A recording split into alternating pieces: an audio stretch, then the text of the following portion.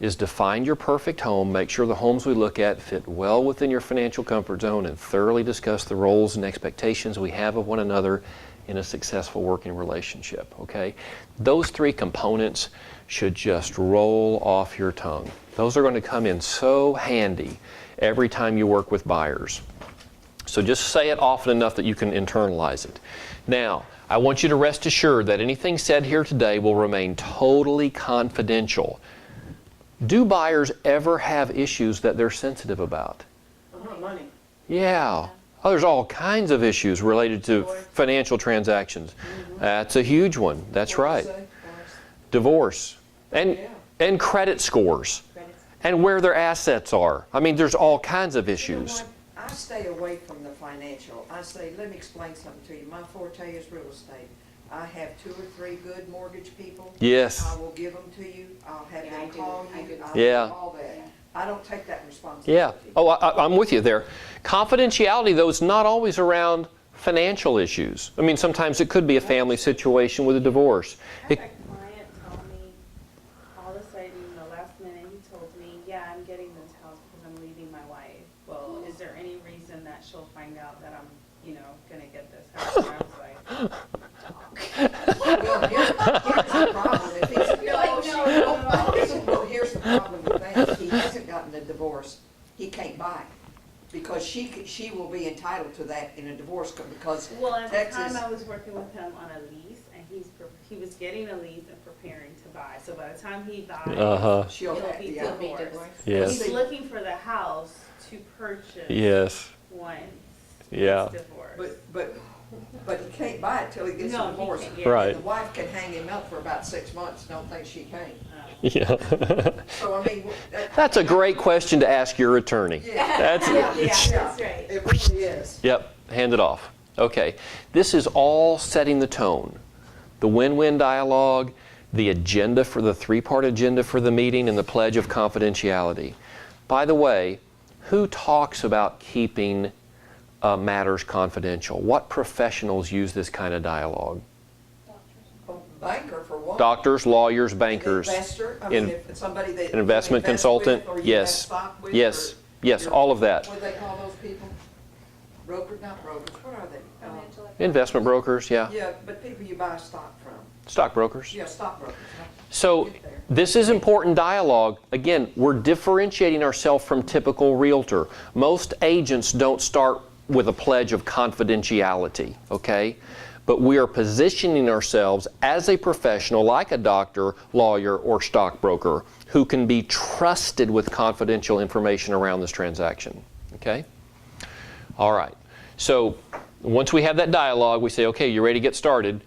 Okay, here we go. Great. Here's what I'd like each of you to do. Go to the next page with me. Actually, go all the way to page 16. This is the criteria sheet. Okay, so just take a look at it, know what we're talking about.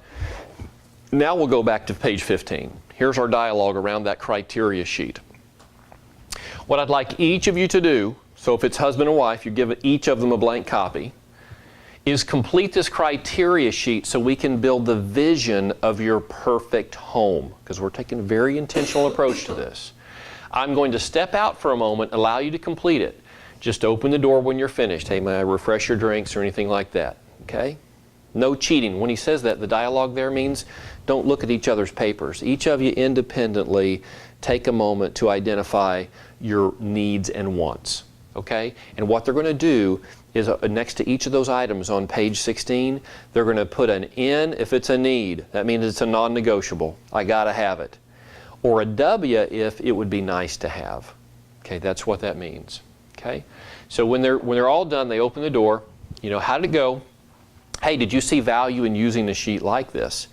And what I would recommend to you is take that sheet, customize it for this market area and for the type of clients that you work with, because our criteria sheet will likely have a whole bunch of stuff that's not on here, and some of this stuff may go away. You know, for example, I don't see on here outdoor kitchen. Okay, maybe that's important.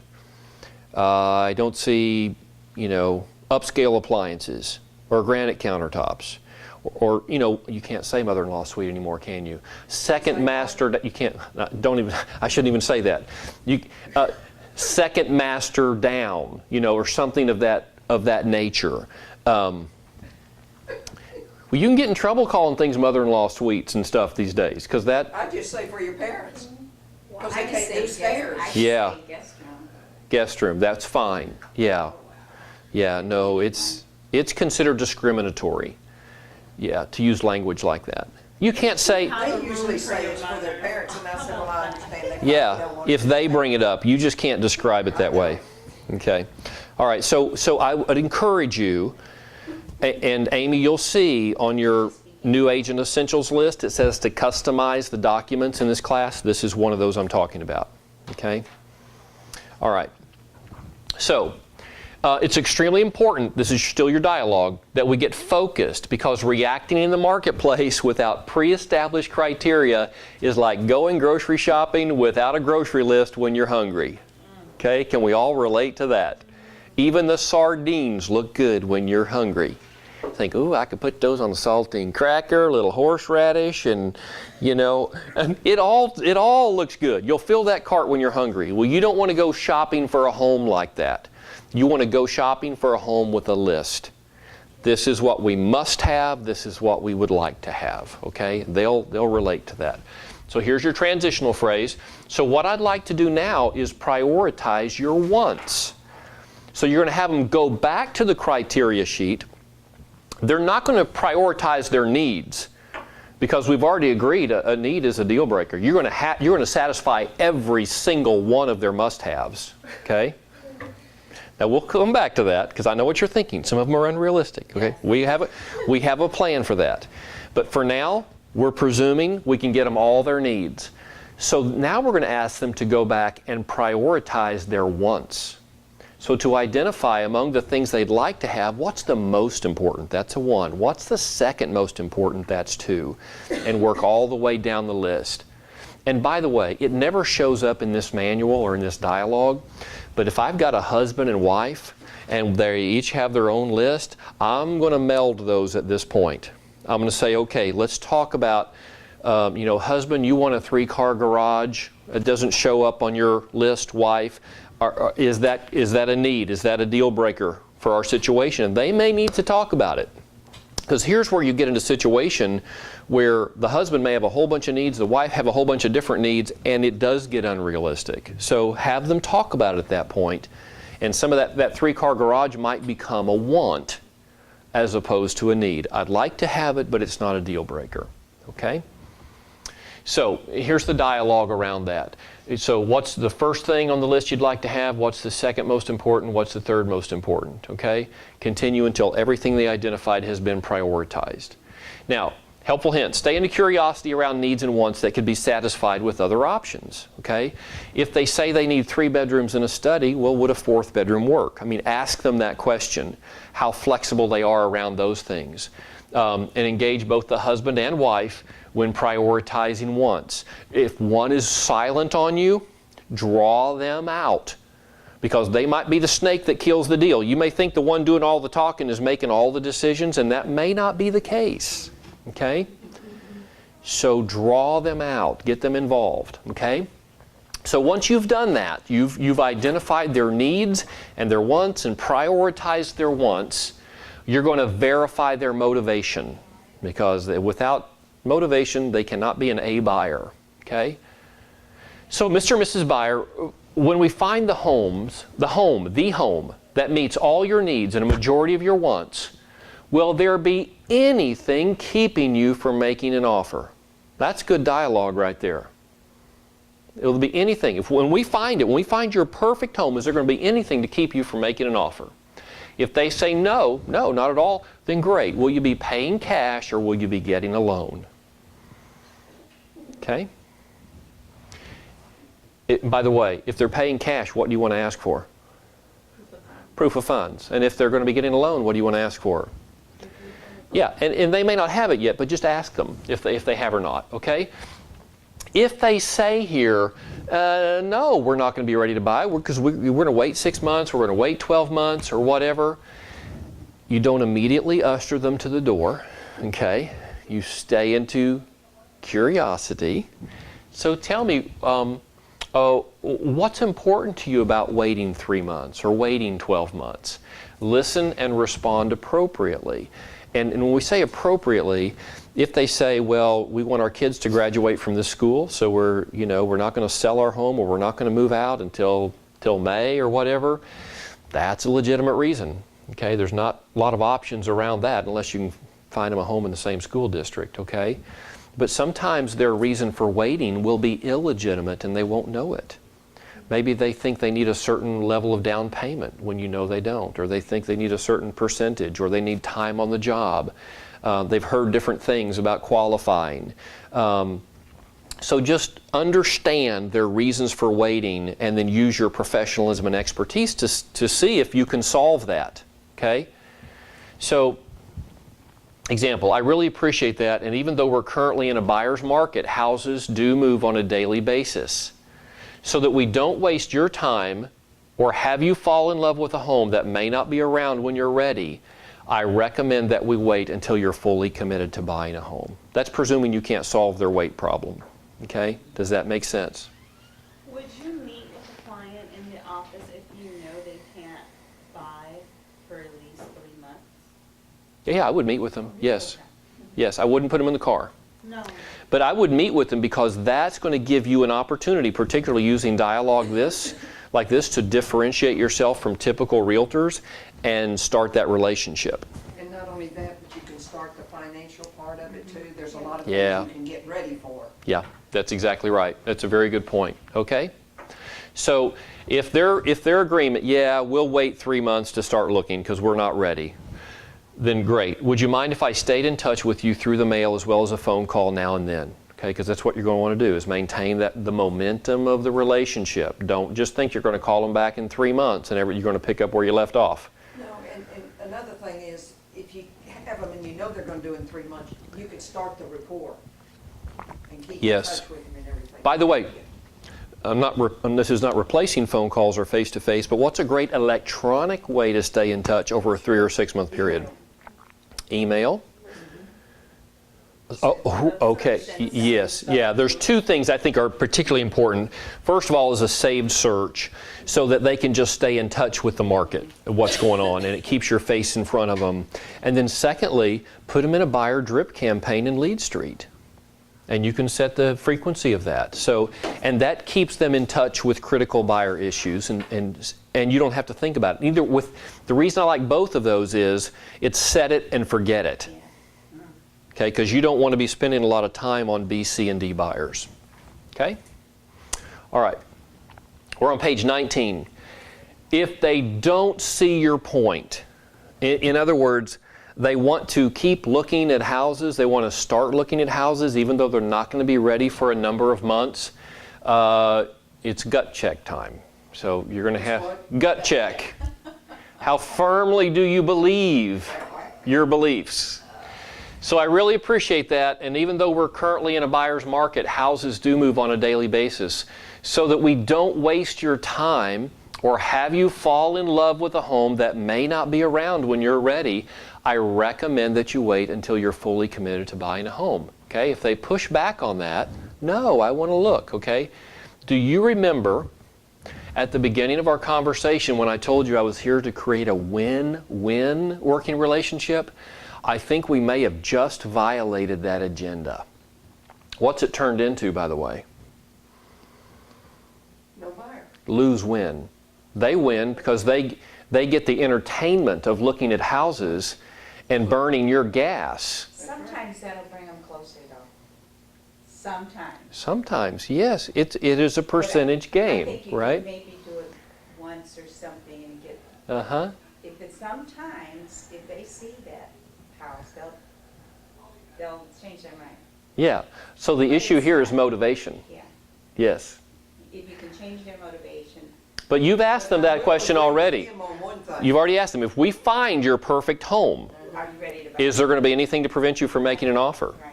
And if they say no, Yeah. they're not getting in my car. I won't have my down payment, or Right. my credit score is bad, and then you know they can't Right. change it. That's a qualified issue. Say about 5%. Yeah. I've had it happen. 5% of showing homes, when they say what you know, Right. I want to look at home. Right. 5%, maybe Yeah. you get one or two. Yeah. I've done it for 20-something years. Yes. I'm telling you. It's So no, that's no, right. a It's lose-lose. not 100%, No, but you're going to be giving up your opportunity with A buyers when you're chasing B's and C's. right. That's right. Okay? So, let's see, violating the agenda. I mean, we have a common goal of getting you into your perfect home, is that right? Well, great. Well, I'm going to commit 100% of my efforts toward finding your perfect home. And all I ask is that when we find it, you be prepared to buy it. Isn't that fair? Doesn't that make sense? Otherwise, the overall goal of getting you into your perfect home has not been accomplished. Okay? So, shouldn't we make this a win-win relationship from the start? And if they say no, we default to our abundance and let them go. Okay? Let them fly away. How do you say that? You say it. Oh, how do you let them go? How do you let them go? You say bye, get out of here. Yeah, well, how would you say that? You know what? I think we've just violated our agenda of a win-win working You relationship. want me to send you some stuff, and when Well, you're ready, be in touch with me. You know, And you don't want cut them it to very be nicely. disappointed. You don't want them to be they're disappointed if they find a house and they can't buy it. Well, that's what it says. That's exactly what it says right there. So you know what? I'll be happy to set you up on a saved search so that when properties come on the market, you can take a look and see any trends in the market area. But until you're committed to buying or able to buy, there's no point in breaking your heart or wasting my time driving around looking. And let me tell you something else that comes with that. If they put you in a higher bracket to show houses than what they can afford, I always say to them, I don't mind showing you that, but if you cannot buy this at full price, then you're gonna love it. Yeah, And of course. You're at a lose-lose. Nothing Yeah. else is gonna look good. Yeah. So let's get into that so let's talk about that financial ability because so far what we have tested is their motivation, right? When we find your perfect home, is there anything to prevent you from making an offer? Okay, so that's motivation. So now we're going to get into qualification. Are they qualified to buy? So once you're convinced they're motivated, the next step is to test their ability to pay. Are you going to be paying cash or will you be getting a loan? If it's a loan, you ask for verification for the pre-qual. Do you have a loan? No, we don't have yet. Okay, well, do you have a lender that you'd be comfortable working with? I would insert a local lender that you're comfortable. I've had nothing but bad experiences with internet lenders. Okay, so if they don't know a lender, if they're not committed to somebody, then recommend yours. Okay, give them a business card, give them your preferred vendor sheet. Okay, and by the way, when do you think you can visit or call the lender? And what I would recommend, going a little bit deeper than that, is call right then. Call right then. Call your lender and set the appointment while they're sitting right there. Okay? That's a test of motivation too, isn't it? That's a willingness to meet with a lender is, to my view, the ultimate test of motivation. They pass the first test by agreeing to come meet with you, but meeting with a lender is even a higher bar still. Okay? If they're a first-time home buyer, go a little bit deeper. Hey, do you have cash available for your earnest money? Do you have a reserve fund for closing costs and prepaid items? They may not be aware that they're going to need those funds, okay? All right, next page, 21. So now we're going to cover mutual expectations. Okay, we talked about defining their perfect home, making sure the homes we look at fit within their financial comfort zone, and now we're going to have a conversation that agents never have with buyers or sellers. Okay? It will set you apart and save you a ton of grief. So now that you have a motivated buyer who's willing to get qualified, you can set the boundaries for a successful working relationship. And here's what it sounds like. Mr. and Ms. Buyer, let's switch gears for a moment. It's been my experience that conflict only arises when expectations differ. Would you agree? Great. With that in mind, let me share with you what I feel you have a right to expect from me as your real estate sales consultant.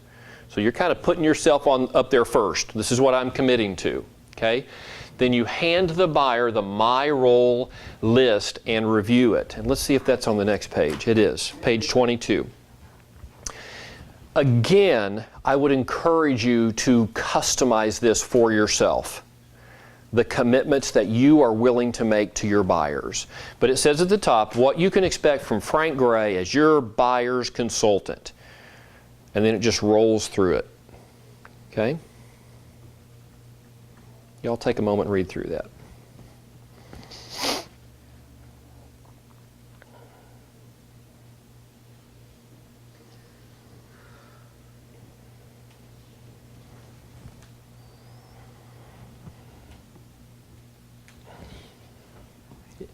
Any issues with anything on there?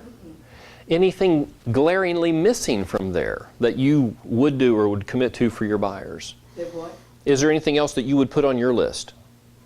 The most important thing is the first one. Yes.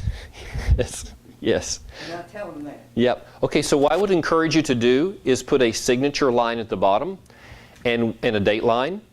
And I, by the way, Do them and sign it. that's what I would do. Yep. I would sign it. And then you're also going to ask them, just like I asked you, you're going to ask them, is there anything else we need to put on this list? Because if they have an expectation of you, conflict only arises when expectations differ. What if they have an expectation that you're going to be available to show them homes for the next 3 weekends? Is it good I got that problem. is it good that you know that now? So that you can address that. Okay? Or that you be available this coming Monday afternoon when you know you already have out-of-town buyers coming in. Okay? Or they want you to be available 24/7. Some people are like that. They're night owls. And they want to be able to talk to you at 2 in the morning. Okay? Just clarify all expectations. Now, let me go back a page now, back to page 21. Once you've completely reviewed the My Role list, say, now since this is going to be a partnership, let me share with you what I feel I have a right to expect from you as my partner. So now go forward to page 23. So what Frank Gray, Realtor, expects from you as buyers: be on time for all meetings, keep all appointments or call to cancel in a timely manner, meet with a loan consultant in a timely manner, not make large purchases or incur debt without first consulting with loan consultant. Don't go buy all the new furniture. Respond to calls from all the ancillary partners. Make an informed, intelligent offer immediately after finding your perfect home. Boy, would it be important to clarify that? Make sure you're in agreement. Loyalty, that's an expectation. Respect the seller's property. Inform me immediately if the criteria change, if your needs and wants change. And perspectives have a tendency to change over time, so that's good to have that discussion. Notify me if leaving the area for longer than 1 week. And then finally, have fun and enjoy the process. Okay? And then you can ask them again, is there anything else that I should expect from you? If so, add it, and then I would, again, put a signature line and date, shove it over and say, and I'd have 2 copies of each of these, and each take a signed copy. By the way, I've done this. This is what I do, and this is always a fun part of a discussion because they've never done this before. And it's kind of cool to think, oh, well, I can expect some things from you. You said that on this, your role, Yes. hand it to them and have them sign it? Yes. After discussion, Give it back to me. after discussing that together and seeing if you need to add anything else, cross anything out, whatever, making sure that you're in complete agreement on it, then I would have each of you sign that, yes, And initial and trade. Yep. And initial any change. Yes, that's exactly right. It's not a contract, but it's a commitment. And that's what you're demonstrating by doing that. Okay, page 24. So once you've gone through that, and again, it's a lot of fun to do it, once you've covered each person's role, here's your dialogue. So Mr. and Mrs. Buyer, do you think we've clearly defined our roles and expectations? Yes. Do you think they're fair? Is there anything we missed? Okay. Hey, did you see value in doing this, in this little process? And the response to me has always been positive. Okay, so well, after our conversation, I feel we have the makings of, go to the next page with me, 25. I feel like we have the makings of a win-win working relationship. Wouldn't you agree? Okay. Well, would you like me to represent you in the purchase of your new home? So you've covered the agenda, right? You've set the tone, you've defined their perfect home, you've covered mutual expectations, so now you're asking for the order. Would you like me to represent you? And you give them the IABS and the buyer's rep agreement. And I feel strongly every buyer you work with should be on a buyer's rep agreement. Very strongly. And most agents and most buyers have a completely wrong impression of what the buyer's rep agreement does. Even agents think it's mostly about protecting their commission. And it's not. What is the buyer's rep agreement about, by the way? That you take all of their interests and you protect them as Yes. much as you can. Yes. It gives you the legal right to represent them. Information that Yes. they need to make their decision for the home that they're trying to purchase. If they do not sign a buyer's rep agreement, who are you working for? The seller, That's right. They don't know that. And you need to explain that to them. with I that have a With- form hard- that shows I you. have a hard time with that one for some reason. Yes. Because you're thinking it's all about commission and it's not about the money with you. No, you're just serving them. I'm saying get that out of your mind. This is about serving them, and this is how I explain it. Mr. and Mrs. Buyer, without this document in place, I cannot represent you. Even though I'm going to help you, I'm going to assist you, I am legally obligated to operate with the best interest of the seller in mind. And I think you would agree, that's not the kind of representation that you want. And plus, I will say this, and I don't care what anyone says, they can break that buyer's rep agreement. Yes. But what it does, it just emphasizes that you are trying to do the best thing for them and you're working Yes. for them. But I also give them that, what's that form called?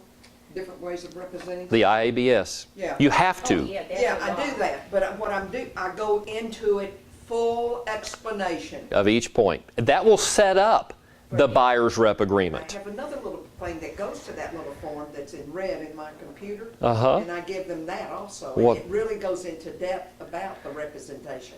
Okay. And I've forgotten where I got it from, but I give both those documents. Okay. Well, the IABS and the buyer's rep agreement should be the minimum. I mean, if you've got something else, that's great, but those two should be covered and signed. Otherwise, you cannot represent them.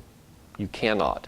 You can help them buy a home and get paid on it, but you're representing the seller. Okay? So what I'd like to do now, this is after, Can I Yes. say one more? Go ahead. of course, yes, yes. If you have a person that listed their house with you and they sold it and then they buy another house, Yes, do you have to get the, yes, those are two different relationships. It's two I different. didn't do it then. Yes. Wait a minute, so if you have a person listing with you Mhm. and they're also buying, Mhm. too, okay, I Mhm. didn't know that. You still need a buyer's rep agreement. Your relationship with them in the sale of their home is defined by the listing agreement. Okay, but this is a whole different transaction. Same people, different transaction. Okay? So at the end of the first meeting, you're wrapping up the first meeting. What I want to do is take a break for a couple days so I can do my homework and you can do yours. Okay, their homework is probably to meet with the lender. They haven't already. Okay, what I will do is insert your criteria into the MLS, see what we can find. Would you like me to search my FSBO inventory as well? And in the FSBO boot camp, we teach you how to build that inventory. It's kind of beyond the scope of this class right now. Okay? Your homework is to get with the lender. Does that sound good? Great. When would be a good time to get together to review what I've found and to view the home? So now you're setting your showing time, your time to get back together and look at properties. Although again, you're not going to meet at the property. You're going to meet back at the office because you have a couple more things to talk about before you actually show. We'll get into that in just a moment. Then give them a copy of the sales contract, of the offer contract.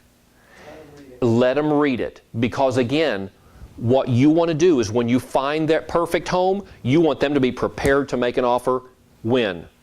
Right then. Immediately. And if it's the first time they've seen the offer contract and they're an engineer or an accountant or an attorney, you're dead in the water. You betcha.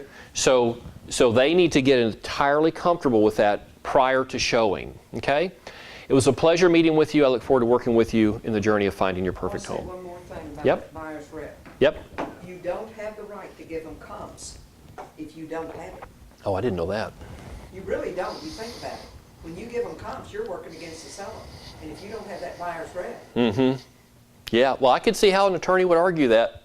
Yeah. that's why. Get the buyer's rep just every single time. Every single time. I know That, some people yeah. don't never get it. I- don't even get it. I don't get it all the time, like with that deal. I get it. Yeah. Get it, yeah. Listen, my contracts are anywhere from 32 pages to 48 pages. I have documents you wouldn't even. Okay, so let's keep rolling because we got there's some fun stuff still ahead in this class. So, stage 5, between meetings, we're going to encourage you to send a thank you letter to them. And I've got content for that at the back of our manual, and it's a very cool letter. Okay. Shows them exactly what's going to happen in the following stages of the relationship. Okay? You're going to call their loan officer and verify price parameters. In other words, you're going to determine, can these people really buy a 250? Can they really buy a 6? Then call the buyer to verify the price ceiling, because just because they're qualified to buy 6 doesn't mean they want to spend 6. That's right. Okay? So verify that. Insert the criterion, their needs and then their wants, one at a time into the MLS and your FSBO inventory. Or maybe start with 2 or 3. But the whole point is, what you want to do, don't put in all 16 criteria at once, because you might just come up with 3 homes. Okay? And you want to just drill down one at a time, because there may be one particular criteria that's knocking out a whole bunch of homes that would otherwise be highly attractive. And by putting them in one at a time, you can see that. And if you see that, you might want to circle back to the buyers and say, hey, just want to let you know, your outdoor kitchen is reducing our pool of properties from 30 down to 4. How important is that to you? Is it still a need? Is it a deal breaker? Okay, we'll look at the 4. That's it. But give them that option. Okay? Then you're going to prepare showing packages for the homes that meet all of their needs and most of their wants. Okay? And a showing package, here's what's in it. Okay? All of them are 67%. Well, I said all of their needs and most of their wants. Okay? And I don't know where this 67% came up from, but you understand. The majority of their wants. Okay? So you're going to call the listing agent to verify the home is still active. You're going to do this the day before, because homes move very quickly in this market. Okay? And sometimes the MLS doesn't get updated in a timely manner. You're going to print the full MLS agent report. I like the buyer full. That's my favorite. You're going to print it for each one you're going to show. Prepare. Wait a minute. You print full MLS agent reports? Yes. Well, I would describe that as the buyer full report. Yeah. Yes. On each property, you're going to print it that you're going to show. Yeah. Okay? Prepare pricing information. What that means is I would do a quick CMA on each property you're going to show. The MLS will do it for you. Okay? Hit the quick CMA, and so you'll understand average days on market, average square foot for homes in that area. And the reason you want to do that before, Yeah. So you don't have to do it when you come back and waste time. so you are prepared to immediately consult with them on an appropriate offer price when they find their perfect home. So have that ready to go. That's what they're going to ask you. What do you think I ought to offer? Well, let's take a look. What does the data show us? Yeah. Okay. Print the tax information, because they're going to be asking questions about that. So just print that off from Harris County or the appropriate agency, and then schedule your showings. Okay, so now you've got your packet. Your showing package is ready to go. Next page, page 27, meeting number 2. So you're going to meet back at the office prior to go out and look at homes. You're going to review the needs and wants to regain focus, make sure you're on track. Go ahead and show them the showing packages for each home. Show them what you have put together. Okay? And we're recommending no more than 10 homes. Okay? And by the way, if you've really been really focused on needs and wants, there really shouldn't be any more than 10. Geographic area and all their criteria. Okay? And highlight for them any wants that a particular property doesn't have. Okay, this one doesn't have a pool. Okay? This one doesn't have the 3-car, whatever it is. Just make sure that they're understanding going in the differences between the properties. Ask them if they had a chance to review the sales contract and answer any questions they have. Okay? Because you want to be ready. Well, this is if you don't know them. and you're not comfortable with them, make a copy of their driver's license, leave it with somebody in the office. If they're a client, they're a referral. In some, I wouldn't do that in every situation. In some, it would entirely be appropriate. Okay. Now you go get in the car. What a different process. Remember how we started with the Pavlovian realtor? Okay. You call, you're a buyer, let's go. No, we have put them through our process. Now we know they're motivated, qualified, and loyal. Okay? Fill in the blank. You only get in the car with what kind of buyers? A buyers. Somebody define an A buyer. Ready, motivated, and loyal. Motivated, qualified, and loyal. That's right. They meet all three tests. So in the car, and this is a fun process we're going to go. And let me just tell you, you're never going to see this on HGTV. Don't ever watch that for showing instructions, okay, about how to show a home. Don't ever do that, please. If you want to get your blood pressure up, just watch HGTV. And they sign one sheet of paper when they buy it. You see that? Oh, yeah. No, my favorite That's is when they walk out of 1900s, the room isn't it? and go negotiate the contract and they come right back. Yes. You got it. Yeah. You got it. Yeah, well, have any of you ever been on HGTV? Okay. I've had agents on it before, and the whole thing is set up. They find their home, and then they go back and reconstruct a whole drama presentation around it. And by the way, Lorna Calder is going to be on HGTV this Friday night. Kingwood? Lorna is a Kingwood agent. She's on the Rising Stars panel, and her show will be aired this Friday night. What is she showing homes? Yes. Yep. She's got clients. They were in from Boston or whatever. You tell us not to watch it, and then you tell us to watch it with her. I said, no, I was very clear about that. I said, don't watch it to learn how to show homes, but No, yeah. Well, but now how is she going to do it right? I don't know.